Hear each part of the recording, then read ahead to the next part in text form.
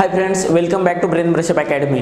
आज आपण डिस्कस करणार आहोत की जो की आपला MPSC चा लेक्चर सिरीज चालू आहे त्यामध्ये आपण मेकॅनिकल सब्जेक्ट सुरू करणार आहोत आणि त्या मेकॅनिकल सब्जेक्ट सुरू करण्याच्या आधी त्याचं ब्रीफ इंट्रोडक्शन करून देतो की कोणत्या सब्जेक्टला किती फोकस आहे आणि 17-18 चे आपण क्वेश्चन पेपर एनालिसिस केलेत त्यानुसार कोणत्या बिटला ट्रेस द्यायचं ते पण सांगणार आहोत। आता बघा, मेकॅनिकल इंजिनिअरिंग म्हटलं की त्यामध्ये भरपूर सारा सिलेबस येतो। थर्मोडायनामिक्स येतं, हीट ट्रान्सफर येतं, मशीन एलिमेंट्स येतात, power transmission, manufacturing process, machine tools, असे काही टॉपिक्स येतात।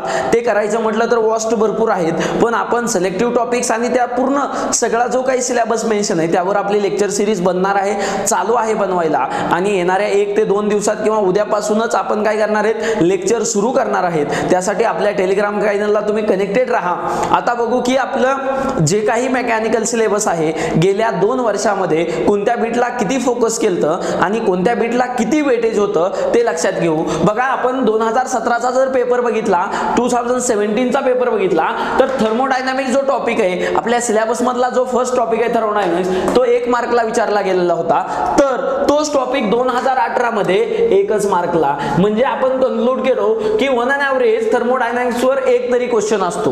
बरोबर आहे, आपल्या थर्मोडायनामिक्स वर 1 तरी क्वेश्चन लागतो आणि ह्या आपल्या 2 लेक्चर मध्ये कंप्लीट होईल। थर्मोडायनामिक्स हा आपल्या 2 लेक्चर 25-25 मिनिटाच्या 2 लेक्चर मध्ये कव्हर होईल। एकदम सिंपल आहे, एकदम सिंपल क्वेश्चन आहे त्यावर, त्यामुळे तुम्ही हा एकदम सिंपल क्वेश्चन पडतात ह्यावर। त्यानंतर हीट ट्रान्सफर बघू।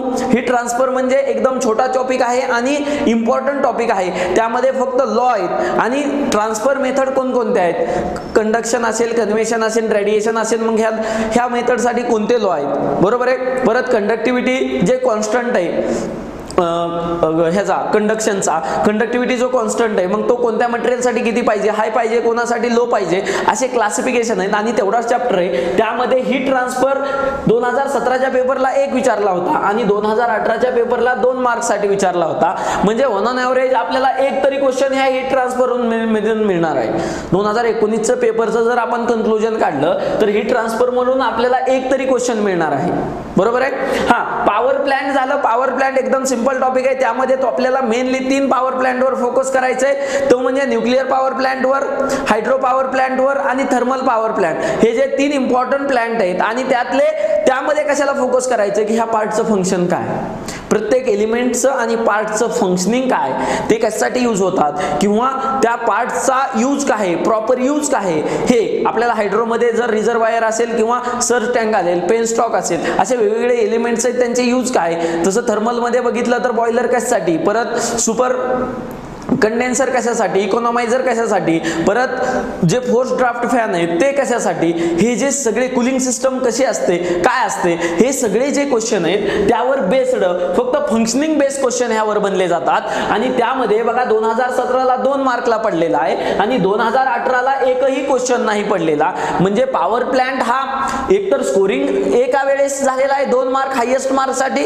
एका वेळेस नाही, पण आपण प्रिपरेशन करताना कोणत्याच बीटला और सोडायचं नाही, कारण कोणत्या बीटवर आपण इतकं 100% कन्क्लूड करू शकत नाही की कोणत्या बीटवर क्वेश्चन पडलेला आहे। त्यानंतर बघू मशीन एलिमेंट। मशीन एलिमेंट मध्ये तुमच्या बेरिंग्स असतील, तुमचे शाफ्ट्स असतील, फ्लायव्हील असेल, हे सगळ्या जे ह्यांचं फंक्शनिंग असेल, टाइप्स ऑफ असतील किंवा ह्यांचं एखादे फीचर्स असतील, ऍप्लिकेशन बेस्ड फीचर्स असतील, ते सगळे ह्यात विचारले जातात। हे मशीन एलिमेंट भरपूर इम्पॉर्टंट आहेत। बुश असेल, बॉल बेरिंग असेल, बॉल बेरिंगचा टाइप असेल, बॉल बेरिंगचं ऍप्लिकेशन असेल, बुशचं ऍप्लिकेशन असेल, परत ट्रान्समिटिंग शाफ्ट असेल, त्याचं मेन फंक्शन काय, फ्लायव्हील आणि शाफ्ट मध्ये काय डिफरन्स आहे ऍक्च्युअल मध्ये, हे सगळे जे आहेत हे आपण ह्यामध्ये दिसणार आहेत। आणि ह्याच्यामध्ये पण क्वेश्चन असतात ते फंक्शनिंग बेस असतील, बॉल बेरिंग कुठे यूज करतात, काय पर्पज आहे, किंवा कन्स्ट्रक्शनल मध्ये ह्यामध्ये काय दिलेलं आहे, ह्या कन्स्ट्रक्शनचा हा काय यूज आहे, हे सगळे जे क्वेश्चन आहेत ते मशीन एलिमेंट वर डिझाइन आहेत। म्हणजे ऑन एन एव्हरेज आपल्याला 1 तरी क्वेश्चन मशीन एलिमेंट हा टॉपिक देऊन जातो। Power transmission element, power transmission machine एलिमेंटचा थोडा ॲडव्हान्स आहे। त्यामध्ये जे पॉवर ट्रान्समिशन साठी, बरोबर आहे, पॉवर ट्रान्समिशन साठी जे इक्विपमेंट यूज केलेले त्यामध्ये इंट्रोड्यूस केलेले आणि त्यांचं पण फंक्शनिंग डिफाइन केलेलं आहे। त्यानंतर बघू मेकॅनिझम, वेगवेगळे मेकॅनिझम, कॅमशाफ्ट मेकॅनिझम असेल, परत आणखीन वेगवेगळे मेकॅनिझम असतील, ते मेकॅनिकल मधले जे मेकॅनिझम असतील पॉप्युलर, ते आपल्याला ह्यामध्ये शिकायचंय। म्हणजे बघा, पॉवर ट्रान्समिशन मध्ये आपल्याला काय मिळतोय, समजा इथं एकही क्वेश्चन नाही आणि इथं क्वेश्चन आहे बघा, ह्याचं रिव्हर्स झालेलं आहे. पॉवर प्लांटला इथं वेटेज आहे आणि पॉवर ट्रान्समिशन एलिमेंटला इथं वेटेज नाही. बरोबर आहे का? बरोबर आहे. इथं पॉवर प्लांटला वेटेज नाही, इथं याला नाही. म्हणजे हे दोन ह्या वर्षी फ्लिप झालते.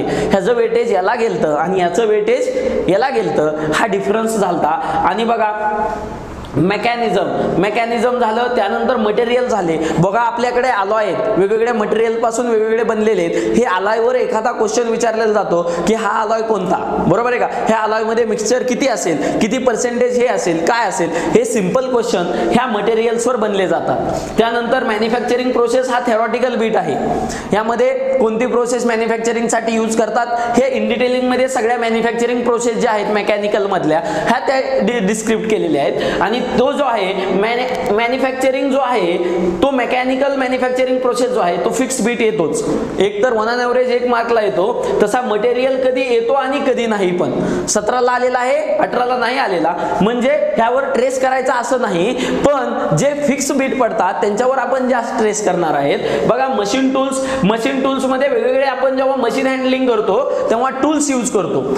ते सगळे टूल्स जे आहेत इथं डिस्क्रिप्शन, त्यांचं फंक्शनिंग प्लस त्यांचे फीचर्स जे आहेत इथं डिस्क्रिप्ट करणार आहेत. आणि मशीन टूल फिक्स 17 आणि 18ला 1-1 मार्क्सला पडलेला आहे. बघा 2017ला मेकॅनिकल 10 मार्क्सला, 2018ला मेकॅनिकल 10 मार्क्सलाच पडलेला आहे. बरोबर आहे. त्यामुळं ऑन अन ॲव्हरेज आपल्याला मेकॅनिकल हा सब्जेक्ट 10 मार्क देऊन जातो. आणि हा पूर्ण जो मेकॅनिकलचा सिलेबस आहे तो आपण ब्रीफली एकदम इन डिटेल मध्ये जो काही सिलेबस मध्ये मेन्शन पार्ट आहे विथ प्रिव्हियस इयर क्वेश्चनला अनालिसिस करून आपण तो पूर्ण क्लासमध्ये कव्हर करण्याचा प्रयत्न करणार आहेत.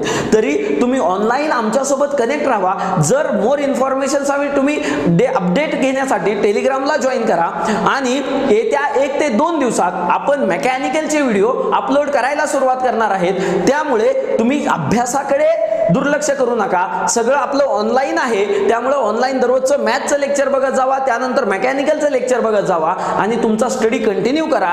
मी सांगतो, गॅरंटी देतो की मेकॅनिकलचा सिलेबस 101% पूर्ण सिलेबस कव्हर करून केला जाईल. त्या मेकॅनिकल झाल्यानंतर आपण इलेक्ट्रिकल प्लस मेकॅनिक्स हे 2 सब्जेक्ट घेणार आहोत. त्यामुळे तुम्ही कनेक्ट राहा, तुमच्या मित्रांना कळवा. हा जो कोर्स आहे तो पूर्ण फ्री ऑफ कॉस्ट आहे. जे काही मुलं अफोर्ड करत नाहीत त्यांना आपण हे क्लास 1 क्वालिटीची कोचिंग देण्याचा प्रयत्न करतोय. तर तुम्ही कनेक्टेड राहा. आजच आपल्या टेलिग्रामला जॉईन व्हा मोर अपडेटसाठी. आणि थँक्यू सो मच.